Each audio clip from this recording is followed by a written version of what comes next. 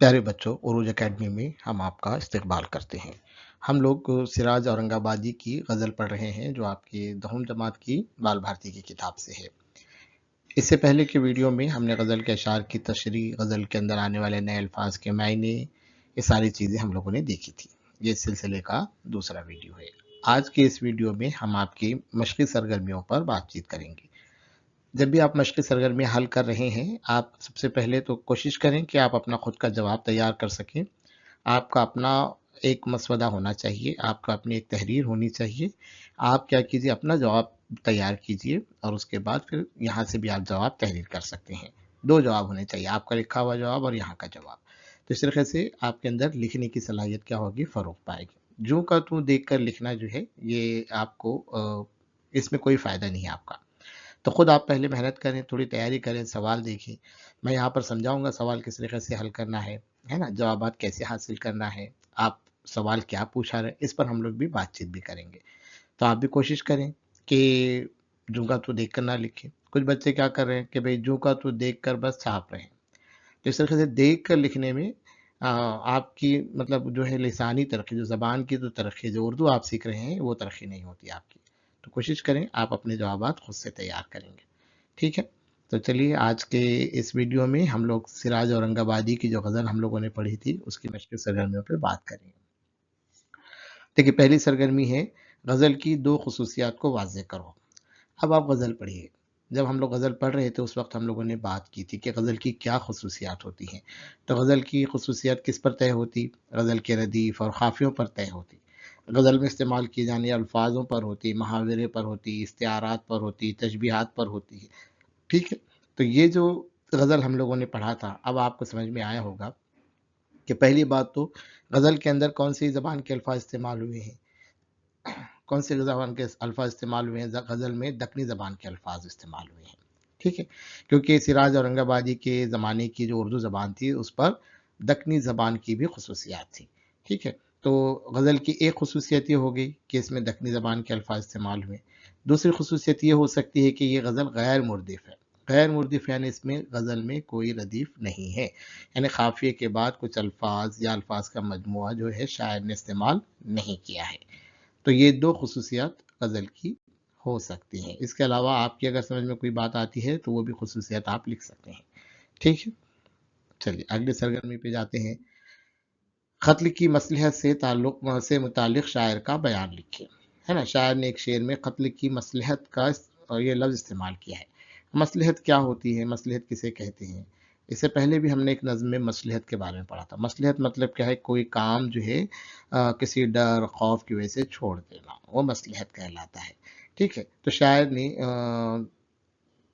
اپنی غزل کے اندر سراج اورنگ آبادی نے ایک شعر میں مصلحت کا ذکر کیا ہے۔ کیا ہے؟ کیا مصلحت کس بارے میں باتیں کرے کہ بھئی شاعر کسی کے قتل کا، اپنے محبوب سے اس بات کا یہ کرے کہ آج کسی کا شاید کیا ہو جائے گا، قتل ہو جائے گا، ٹھیک ہے؟ تو یہ کس بات پر کہہ رہا ہے شاعر؟ شاعر اپنے محبوب کے اشارے اور کنائیوں پر کہہ رہا ہے، محبوب کے اداؤں پر کہہ رہا ہے، اس کی نگاہوں کا بھی ذکر شاعر نے یہاں پر کیا ہے، ٹھیک ہے؟ تو شاعر کے خیال میں جو اس پر جو زیادتیاں ہو رہی ہیں، کس پر؟ شاعر پر جو زیادتیاں ہو رہی ہیں، جو تغافل بڑھتا جا رہا ہے نا؟ بہت ساری مہربانیوں کے باوجود بھی شاعر کو غفلت مل رہی ہے، محبوب کی جانب سے کیا مل رہی ہے؟ غفلت کا شکار ہے۔ تو یہ جو غفلت ہے شاعر کو کیا لگتی ہے؟ قتل کے مانند لگتی ہے، ٹھیک ہے؟ تو شاعر محبوب کے اداؤں سے اس کی بے توجہی کا اندازہ لگا رہا ہے کہ بھئی آپ جان بوجھ کر رہے ہیں، ٹھیک ہے؟ کہ محبوب اپنا بھئی مطلوب ہے، شاعر کو اپنے محبوب کی قربت اور محبت مطلوب ہے، لیکن محبوب کیا کر رہے ہیں؟ ایسے اشارے، ایسے کنائیے یا ایسے اشارے اس کو مل رہے ہیں کہ جان بوجھ کر کیا کر رہے ہیں؟ محبوب غفلت برت رہا ہے۔ تو اس بات کو شاعر بخوبی سمجھ گیا ہے، اسے کیا کہا شاعر نے؟ قتل کی مصلحت کہا گیا ہے، ٹھیک ہے؟ اگلے سوال پر آتے ہیں، اگلی سرگرمی دیکھیے۔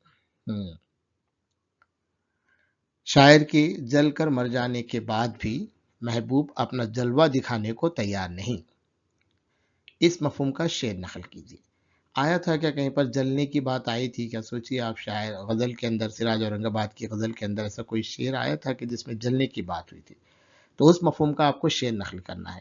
دیکھیں آپ کیا کرنا ضروری ہے آپ کے لیے، آپ کو غزل کے اشعار زبانی یاد کرنے چاہیے۔ آپ اشعار اگر بار بار پڑھیں گے تو آپ کو زبانی یاد ہو جائیں گے، اور ایسے بھی یاد کریں کہ یہ شعر کون سے شاعر کا ہے، کس شاعر کا ہے، کیونکہ امتحان میں جو سوال آتے ہیں اشعار دیے جاتے ہیں، شاعر کا نام وغیرہ نہیں دیا جاتا، آپ کو ان کی تشریح کرنا ہوتی ہے۔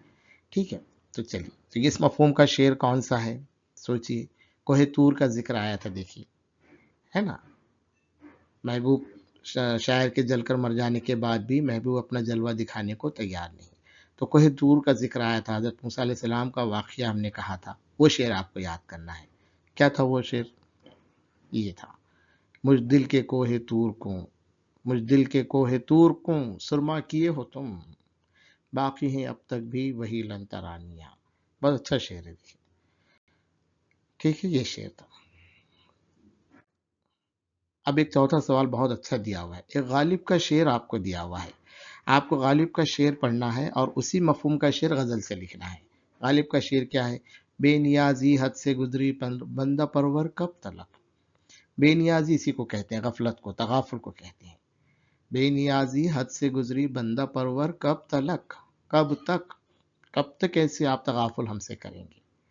سوال پوچھ رہے ہیں، ہم کہیں گے حال دل اور آپ فرماویں گے کیا؟ تو اس مفہوم کا شعر آپ کو اپنی غزل سے لکھنا ہے۔ سوچیے، آپ سراج کی غزل سے لکھنا ہے آپ کو، ہے نا؟ سراج بھی اپنے محبوب سے پوچھا تھا کیسے تغافل کب تک چلے گا، ٹھیک ہے، تو مقطع والا شعر تھا، کب لگا روا رکھو گے تغافل سراج پر، ہے نا، کب لگ بولے تو کب تک، کب تلک، کب لگ روا رکھو گے تغافل سراج پر، اب اس قدر بھی خوب نہیں سرگرانیاں۔ یہ مقطع والا شعر جو ہے غالب کے شعر سے کیا کر رہے، دونوں کا مفہوم ایک جیسا ہے۔ بے نیازی حد سے گزری بندہ پرور کب تلک، ہے نا، غالب بھی اپنے محبوب سے پوچھ رہے ہیں کہ بھئی جو یہ آپ کی جو غفلت ہے، تغافل حد سے گزر گیا، کب تک چلے گا ایسا؟ بے نیازی حد سے گزری بندہ پرور کب تلک، ہم کہیں گے حال دل اور آپ فرماویں گے کیا؟ سراج کیا کہتے ہیں؟ کب لگ روا رکھو گے تغافل سراج پر، اب اس قدر بھی خوب نہیں سرگرانیاں۔ ٹھیک ہے، دیکھیے، غزل کے قوافی سے ایسے قافیے لکھیے جس کے واحد بنائے جا سکتے ہیں۔ قوافی یعنی کیا؟ قوافی کو سمجھیں، قوافی یعنی غزل میں استعمال کیے گئے قافیے۔ آپ غزل دیکھیے اور اس میں پہلے کون کون سے قافیے ہیں وہ آپ لکھیے، اس کی فہرست تیار کیجیے۔ قافیے ایسے ہو سکتے ہیں، دیکھو کیا کیا قافیے ہیں غزل میں۔ پہلے اگر مطلع کے شعر میں آیا تو مہربانیاں، بانیاں، کہانیاں، جاں فشانیاں، نشانیاں، جانیاں، لنترانیاں، سرگرانیاں، یہ نظم کے قوافی ہیں۔ ایک ہوتا ہے تو ہم کیا کہتے ہیں؟ قافیہ کہتے ہیں۔ زیادہ ہیں اس لیے ہم کیا کریں؟ قوافی کہہ رہے ہیں۔ تو یہ مہربانیاں، بانیاں، کہانیاں، اب سوچو اب اس میں سے کس کے واحد بنائے جا سکتے ہیں؟ تو مہربانیاں زیادہ ہیں، ایک کرے تو کیا ہو جائے گا؟ مہربانی بنایا جا سکتا ہے۔ زیادہ اگر کر رہے ہیں بانیاں، باتوں کو کہا گیا ہے، دکنی زبان کا لفظ ہے، ایک بات اگر کہے تو بانی ہو سکتا ہے۔ کہانیاں، ہے نا، اس طریقے سے واحد بنائے جا سکتے ہیں۔ دیکھیے، کہانیوں کا واحد کیا ہوگا؟ کہانی۔ جاں فشانیاں محنت مشقت کو کرتے ہیں، تو جاں فشانی۔ نشانیاں، جانیاں۔ لنترانیاں، ڈینگے مارنا، بڑا چڑھا کر بولنا لنترانیاں ہوتا ہے۔ گھمنڈ اور غرور کو بھی لنترانیاں، بھی کسی بات پر اڑے رہ جانا، اپنی ہی چلانا، اس کو بولتے ہیں لنترانی۔ تو ایک ہے تو لنترانی۔ سرگرانی، تو یہ قافی ہیں جس کے واحد بنائے جا سکتے ہیں۔ تو پہلے شروع آپ کو اگر قوافی سمجھ میں آئے تو آپ سے کیا کر سکتے ہیں؟ حل کر سکتے ہیں۔ تو قوافی یعنی کیا؟ جو ہم صوت الفاظ ہوتے ہیں نظم میں، غزل میں، ایسے الفاظ جن کے اندر صوتی مناسبت ہوتی ہے وہ قوافی کہلاتے ہیں۔ تو غزل کے اندر کیا ہوتا ہے؟ قوافی استعمال کیے جاتے ہیں۔ قوافی اور ردیف سے ہی غزل کیا کرتی ہے؟ غزل کی حیت ہے، ہم لوگوں نے دیکھا تھا غزل کے ویڈیو کے اندر۔ ٹھیک ہے، چلیے آگے بڑھتے ہیں۔ اب دیکھیے، غزل سے استعارے کا شعر نقل کیجیے اور مستعار لے اور مستعار منہ کو خط کشیدہ کیجیے۔ اب یہاں پر 2-3 نئے تصورات ہیں۔ استعارہ کہا گیا ہے، اس کو سمجھنا بہت ضروری ہے۔ استعارہ کسے کہتے ہیں؟ کسی چیز کو کسی چیز سے کیا کرنا؟ اس کا مقابلہ کرنا یا موازنہ کرنا جسے ہم کہتے ہیں۔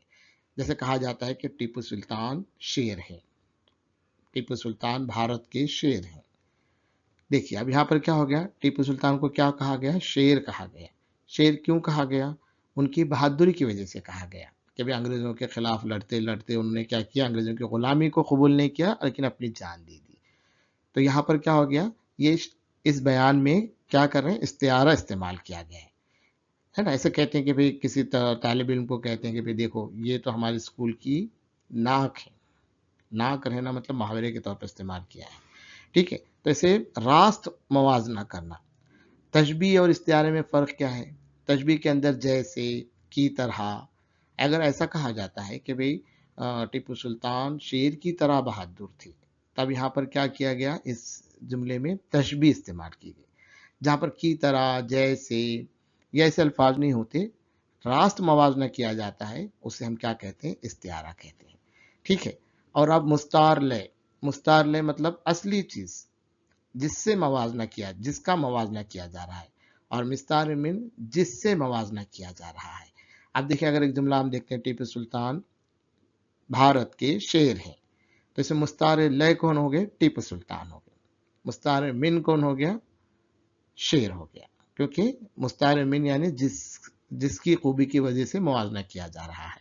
تب غزل میں ایسی ایک شعر آیا ہوا ہے، اس شعر کو آپ کو نقل کرنا ہے۔ بتائیے اب غزل میں کہاں آ گیا استعارہ، استعارہ استعمال کیا ہوا ہے، میں نے اس کی تشریح کے ٹائم بتایا تھا کہ شاعر نے اپنے دل کو کیا کہا گیا، میرے کیا کہا ہے، کوہ طور کہا ہے نا، میرے دل کے کوہ طور کو کہا ہے کہ نہیں کہا ہے، تو یہ استعارے والا شعر ہے۔ مجھ دل کے کوہ طور کو سرما کیے ہو تم، باقی ہیں اب تلک بھی وہی لن ترانیاں، یہ استعارہ یہاں پر بیان کیا گیا ہے۔ استعارے کے طور پر دل کا موازنہ کس سے کیا گیا ہے، کوہ طور سے کیا گیا ہے، ٹھیک ہے، جو پہاڑ جل گیا تھا۔ تو اس میں استعارے لے کیا ہو گیا، مستعار لے کیا ہو گیا، دل ہو گیا، اور مستعار من کیا ہو گیا، کوہ طور ہو گیا، ٹھیک ہے۔ تو اس کو تھوڑا سا آپ کیا کرنا، سمجھنا، اپنی مثالیں آپ یہاں پر تیار کیجیے، ایسے استعارہ لیجیے اور اس کو مستعار لے اور مستعار من کی طرح ایسے کیا کیجیے، ایک 10 اشعار آپ اپنی مرضی سے لے کے کیا کرنا، اس میں آپ نے پہچاننا ہے، ٹھیک ہے۔ مشق کریں گے تو آپ کو یہ ہمیشہ کے لیے یاد ہو جائے گا استعارہ، ٹھیک ہے۔ اگلی سرگرمی دیکھتے ہیں، تلمی کا شعر لکھ کر واقعہ نقل کیجیے۔ تلمی کسے کہتے ہیں، اس کو تو ہم بتائیں، سمجھنا ہے، ایسا شعر جس میں شاعر کیا کرتے، کسی تاریخی واقعے کا ذکر کرتا، اسے ہم کیا کہتے ہیں، تلمی کہتے ہیں۔ اب تلمی کا شعر لکھ کر واقعہ نقل کیجیے کہا گیا آپ کو، تو تلمی کا شعر کون سا تھا، اب غزل میں سوچیے آپ کون سا واقعہ آیا ہوا تھا، حضرت موسیٰ علیہ السلام کا واقعے کے بارے میں ذکر کیا گیا ہے، کوہ طور کا ذکر ہے، تو یہ تلمی کا شعر تو یہی ہے۔ دیکھیں پھر سے، مجھ دل کے کوہ طور کو سرما کیے ہو تم، باقی ہیں اب تلک بھی وہی لن ترانیاں، یہ کیا ہو گیا، تلمی کا شعر ہو گیا۔ آپ کو کیا کریں، واقعہ بھی نقل کرنا ہے۔ اب واقعہ آپ اپنے الفاظ میں نقل کر سکتے ہیں، یہ واقعہ حضرت اللہ تعالیٰ اور موسیٰ علیہ السلام کے درمیان ہونے والا واقعہ ہے۔ کب ہوا تھا یہ، ہے نا، موسیٰ علیہ السلام جب اللہ تعالیٰ سے اللہ تعالیٰ کو دیکھنے کے لیے بضد تھے، ٹھیک ہے، اللہ تعالیٰ کا وہ دیدار کرنا چاہ رہے تھے، بات تو کرتے تھے وہ لیکن دیدار کرنا چاہ رہے تھے۔ اللہ تعالیٰ نے کہا کہ دیکھو ایسی لنترانیاں مت کرو، اپنی بات پر جمے مت رہو، کیوں مت رہو، کیونکہ ابھی آپ ہماری تجلی کو نہیں دیکھ پائیں گے، ٹھیک ہے۔ تو یہ کہاں پر واقع ہوا، یہ سب کوہ طور پر ہوا، جہاں پر موسیٰ علیہ السلام اللہ تعالیٰ سے بات کرنے کے لیے جاتے تھے۔ تو یہ سارا واقعہ آپ لکھ سکتے ہیں۔ پھر کیا ہو گیا، جب ضد پر اڑے رہے تو اللہ تعالیٰ نے اپنے تھوڑی سی تجلی کا اظہار کیا، جس میں پورا پہاڑ جو ہے کوہ طور جل کر کیا بن گیا، سرما بن گیا۔ تو ایسے واقعہ آپ اپنے الفاظ میں لکھنا ضروری ہے، ٹھیک ہے۔ تو اس طریقے سے آپ کیا کر سکتے ہیں، تفصیل سے پورا واقعہ کیا کر سکتے ہیں، یہاں پر لکھ سکتے ہیں۔ ایسا شعر جس میں شاعر جو ہے کسی تاریخی واقعے کی طرف اشارہ کرتا ہے، وہ تلمی کا شعر ہوتا ہے، اس کو آپ یاد رکھنا ضروری ہے، ٹھیک ہے۔ چلیے آگے بڑھتے ہیں۔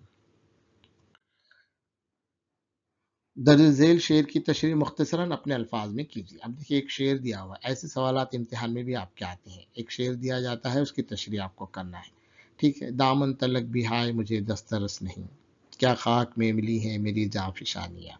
یہ شعر کی تشریح ہم نے پہلے بھی دیکھا ہے کہ یہ جو شعر ہے، شعر میں شاعر کیا کر رہا ہے، اپنے محبوب کو حاصل کرنے کے لیے کی گئی کوششوں کا ذکر کر رہا ہے، ٹھیک ہے۔ اب کیا کیا کوششیں ہوتی ہیں، اس کا بھی تھوڑا سا ہم لوگوں کو تشریح میں لینا چاہیے کہ انسان اپنے پسندیدہ شخص کی قربت حاصل کرنے کے لیے کیا جد و جہد کرتا ہے، اپنی پسند ناپسند کو چھوڑ دیتا ہے نا، اپنے محبوب کی پسند ناپسند کو اختیار کرتا ہے، محبوب کی خوبیوں پر ذکر نگاہ رکھتا ہے، اس کی خامیوں کو درکنار کرتا ہے، اور یہ سب اس لیے کرتا ہے، صرف اسی لیے کرتا ہے کہ اسے اپنے محبوب سے کیا مل جائے، قربت حاصل ہو جائے، محبوب کی توجہ اسے مل جائے، اس کے لیے وہ کوشش کرتا ہے۔ یہ ساری چیزیں کیا کہلاتی ہیں؟ جانفشانیاں کہلاتی ہیں۔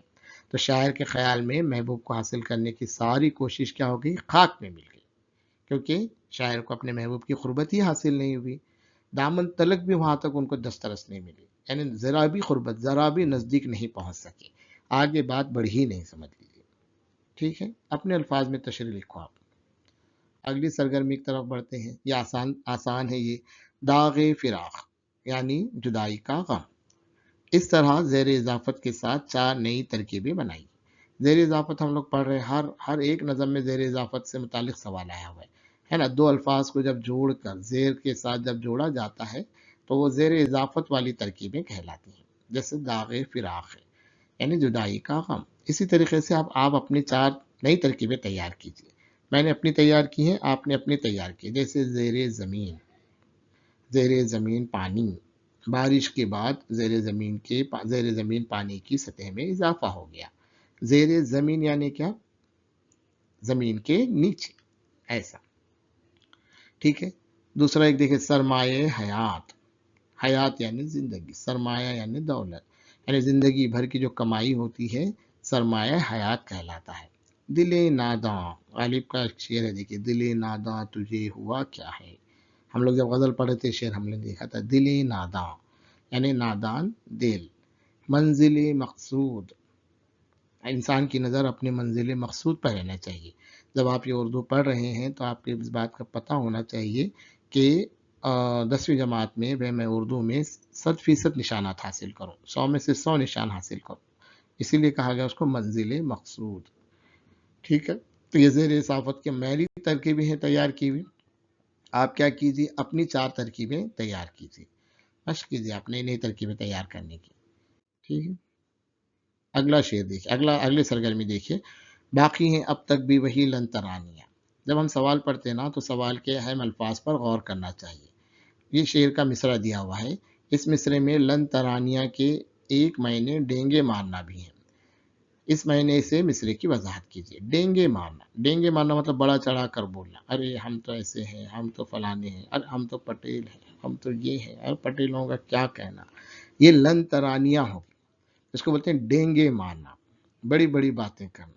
اب ایک مطلب کے ایک شعر کے الگ الگ معنی بھی ہو سکتے ہیں۔ اب تک بھی ہے وہی لن ترانیاں، تو اب یہ مصرع ہے، اب اس کی تشریح ہم کیسے کر سکتے ہیں؟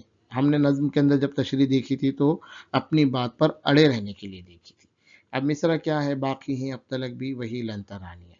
تو شاعر کیا کہہ رہے ہیں؟ اس محبوب کی توجہ وہ چاہ رہے، لیکن توجہ مل نہیں پا رہی، تو تنگ آ کر محبوب کی حقیقت کو بیان کر رہا ہے کہ بھئی میں آپ کا مشتاق ہوں، لیکن آپ ہیں کہ بڑی بڑی ڈینگیں مار رہے ہیں، کیا عادت اپنی ختم ہی نہیں ہو رہی، آپ اپنی اس عادت پر کیا ہے؟ قائم ہیں۔ تو اس طریقے سے اس مصرے کی کیا ہو سکتی ہے؟ تشریح یا وضاحت ہو سکتی ہے۔ اگلی سرگرمی، شاعر کا روا خاکہ مکمل کیجیے۔ روا خاکہ یعنی کیا؟ یہ تو آسان ہے، دیکھیے شاعر کے متعلق دیا ہوا ہے نام، تخلص، شناخت اور شہر، یہ تو زبانی آنا چاہیے آپ کو۔ شاعر کا نام کیا تھا؟ سراج اورنگ آبادی کا نام، اصل نام کیا تھا؟ سید شاہ سراج نام تھا ان کا۔ اور تخلص کیا کرتے تھے؟ تخلص کسے کہتے ہیں؟ شاعر جو اپنی شاعری میں جو نام استعمال کرتا ہے اسے ہم کیا کہتے ہیں؟ تخلص کہتے ہیں۔ تو تخلص کیا ہے؟ یا سید شاہ سراج کا سراج، تخلص کے اوپر یہ نشان آپ ضرور یاد رکھیے، یہ جو نشان ہوتا ہے یہ تخلص کہلاتا ہے، تخلص کی علامت ہے، تخلص کو اظہار کرتا ہے۔ اس کے بعد شناخت، شناخت یعنی کیا؟ اب آپ بتائیے کہ سراج اورنگ آبادی کو کون سا شاعر ہونے کی شناخت حاصل تھی؟ لوگ کیا سمجھے ان کو، یہ کون سے شاعر ہیں؟ ہم جب پڑھ رہے تھے تو ان کو کیا کہا گیا؟ صوفی شاعر کہا گیا۔ صوفی شاعر کیوں کہا گیا؟ کیونکہ سراج اورنگ آبادی کی شاعری میں عشق حقیقی کی بات ملتی ہے، ٹھیک ہے، یعنی جو صوفیانہ ان کا کلام ہے، یعنی اللہ اور بندوں کو جوڑنے کے لیے جو جدوجہد کی جاتی ہے وہ صوفی شاعر کرتے ہیں، ٹھیک ہے، اور شہر کیا ہے ان کا؟ اورنگ آباد ہے۔ تو اس طریقے سے روا خاکہ کیا ہو گیا؟ مکمل ہو گیا۔ اگلی سرگرمی پہ آتے ہیں، ذیل کا شب کی خاکہ مکمل کیجیے۔ شاعر نے جس اصناف سخن پر طب آزمائی کی، असनाफ़ सुख़न यानी क्या है? असनाफ़ सुख़न हम लोगों ने पढ़ा हुआ है कि शायरी की अलग-अलग किस्में हैं, ठीक है? अदब की अलग-अलग सिनफ़ें हैं, किस्में हैं। तो एक शायर जो होते हैं तब आज़माई करना मतलब क्या करना? प्रैक्टिस करना जिसको हम कह सकते हैं। यानी कौन-कौन सी नज़्मों की किस्मों पर शायर ने लिखा है। क्या-क्या लिखे? सिर्फ़ ग़ज़लें उन्होंने लिखी हैं क्या? नहीं, ग़ज़ल तो लिखी है। उसके अलावा उन्होंने क़सीदे लिखे हैं, मरसिये लिखे हैं, ख़म्से लिखे हैं और एक क्या चीज़ रहेगी बताइए आप? सिराज औरंगाबादी की बात आ रही है और उन्होंने रुबाइयात लिखी हैं। रुबाइयात भी हम लोग पढ़ने वाले हैं। हमने क़सीदे के बारे में पढ़ा है, मरसिये के बारे में पढ़ा है, अगर आपको नहीं है तो इसकी वीडियो मौजूद है अपने इस चैनल पर, आप वापस दोबारा देखिए उसको। अभी रुबाइयात हम लोग पढ़ने वाले हैं, बाद में उसको मैं और तफ़सील से क्या करूँगा, समझाऊँगा। तो ये थी सारी मशक़ सरगर्मियाँ आपकी, जो आपकी किताब की दर्स किताब की मशक़ सरगर्मियाँ हैं, ठीक है? तो आप लिखिए इसको, खुशख़त लिखने की आदत डालिए और बार-बार लिखिए और एक शेर की तशरीह को आप अलग-अलग तरीक़े से आप करने की क्या कीजिए, कोशिश कीजिए, है ना? वीडियो को भी 1 से 2 बार आप देख सकते हैं, रोक-रोक कर देखिए आप। लेकिन आपको अपने इम्तिहान में अच्छे नंबर लेने का टारगेट करना है। अच्छे नंबर कब ले सकते अच्छे नंबर कब ले सकते हैं? तभी मुमकिन है जब आप लिखने की क्या करेंगे? मशक़ करेंगे। अगर आप सिर्फ़ देखते हैं वीडियो और बैठ जाते हैं, तो उससे हमारा आपका कोई भी फ़ायदा नहीं है। हम सबका मकसद है कि आप अच्छे नंबर से कामयाब हों, ठीक है? बहुत-बहुत शुक्रिया।